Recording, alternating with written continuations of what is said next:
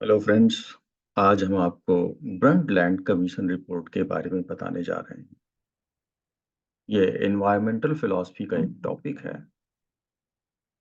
और ये अवर common future जो कि बुक पब्लिश हुई थी 1987 में इस नेम से, और इसको पब्लिश किया था ऑक्सफोर्ड प्रेस। और ये the world commission on environment and development पे थी। तो चलिए हम शुरू करते हैं। The Brundtland commission report.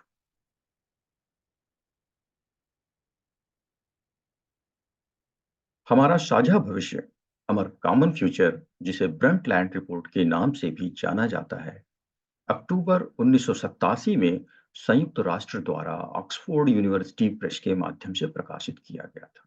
यह प्रकाशन नॉर्वे के पूर्व प्रधानमंत्री और पर्यावरण और विकास पर विश्व आयोग के अध्यक्ष ग्रो हार्लेम ब्रंटलैंड की मान्यता में था। इसीलिए इस रिपोर्ट का नाम ब्रंटलैंड रखा गया और ये नॉर्वे के पूर्व प्रधानमंत्री थे। इसका लक्ष्य बहुपक्षवाद और सतत विकास पथ की खोज में राष्ट्रों की परस्पर निर्भरता थी। तो सस्टेनेबल डेवलपमेंट और बहुपक्षवाद मतलब इसमें ये कई कंट्री का, क्योंकि एनवायरनमेंट एक ऐसी चीज है जिसमें सारी कंट्री का सहयोग जरूरी है, इसलिए बहुपक्षवाद और सतत विकास, ऐसा डेवलपमेंट जिसमें हम एनवायरनमेंट को हार्म ना करें और फ्यूचर के लिए भी प्रिजर्व कर सकें, उसे हम सतत विकास कहते हैं। तो इस रिपोर्ट में स्टॉकहोम सम्मेलन की इस भावना को पुनः प्राप्त करने की कोशिश की गई, जिसने औपचारिक राजनीतिक विकास क्षेत्र में पर्यावरणीय चिंताओं को पेश किया था।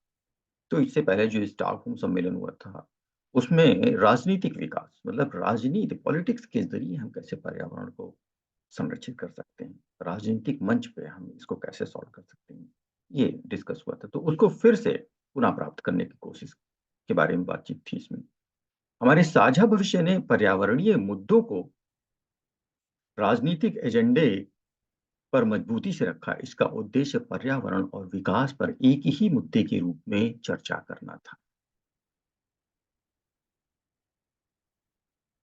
रिपोर्ट में सतत विकास को ऐसा विकास जो भविष्य की पीढ़ियों को अपनी जरूरतों को पूरा करने की क्षमता से समझौता किए बिना वर्तमान की जरूरतों को पूरा करता है के रूप में परिभाषित किया गया।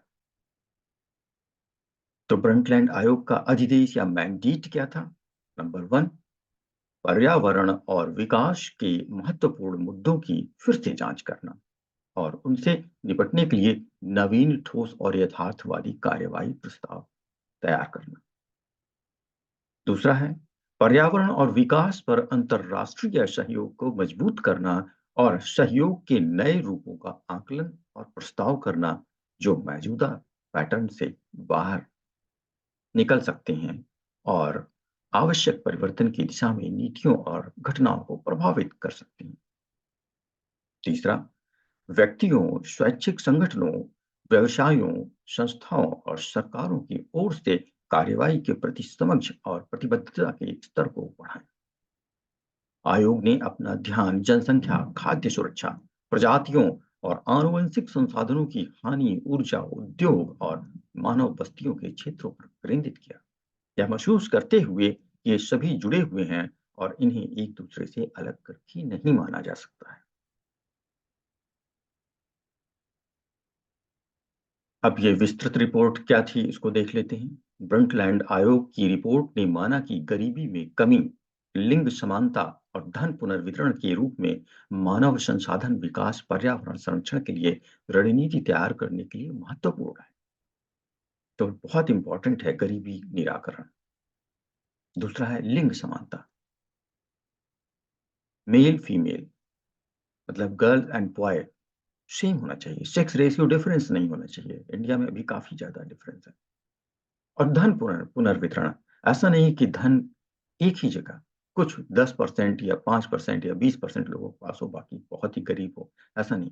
धन पुनर्वितरण मतलब लगभग सभी के पास हो, ठीक ठाक मात्रा में। माना कि कुछ के पास ज्यादा होगा लेकिन फिर भी बाकी लोगों के पास भी हो। तो इसको पुनर्वितरण करने के रूप में मानव संसाधन विकास पर्यावरण संरक्षण के लिए रणनीति तैयार करने के लिए महत्वपूर्ण था। और यह भी माना गया है कि औद्योगिकीकृत समाज में आर्थिक विकास की पर्यावरणीय सीमाएं मौजूद। ब्रंटलैंड रिपोर्ट में दावा किया गया है कि गरीबी स्थिरता को कम करती है, क्योंकि जो गरीब होगा, जैसे कि एक एग्जाम्पल लें तो गरीब है तो गैस से खाना नहीं बनाता है, तो पेड़ों को काटेगा, हमारा पर्यावरण डिस्टर्ब होगा। तो अगर सबको हम गैस अवेलेबल करा दें, तो पर्यावरण संरक्षित होगा। तो गरीबी स्थिरता को कम करती है और पर्यावरणीय दबाव को बढ़ाती है, जिससे अर्थव्यवस्था और पारिस्थितिकी के बीच संतुलन की आवश्यकता पैदा होती है। हमारे साझा भविष्य के प्रकाशन और पर्यावरण एवं विकास पर विश्व आयोग के काम ने 1992 के पृथ्वी शिखर सम्मेलन के आयोजन और एजेंडा 21 रियो घोषणा को अपनाने और सतत विकास पर आयोग की स्थापना के लिए आधार तैयार किया।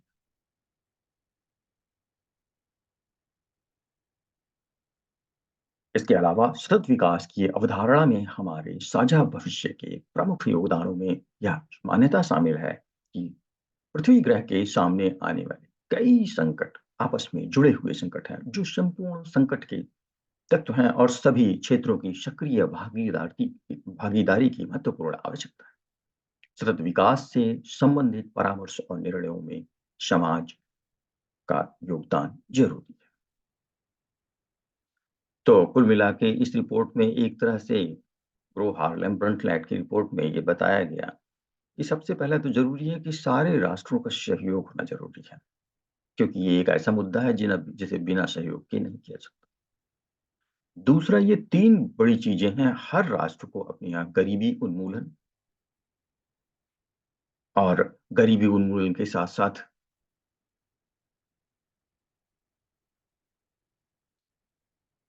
जो सेक्स रेशियो है, उसके डिफरेंस को खत्म करना, ये बहुत ज़रूरी है, क्योंकि इसके कारण पर्यावरण पे बहुत ही बुरा असर पड़ता है।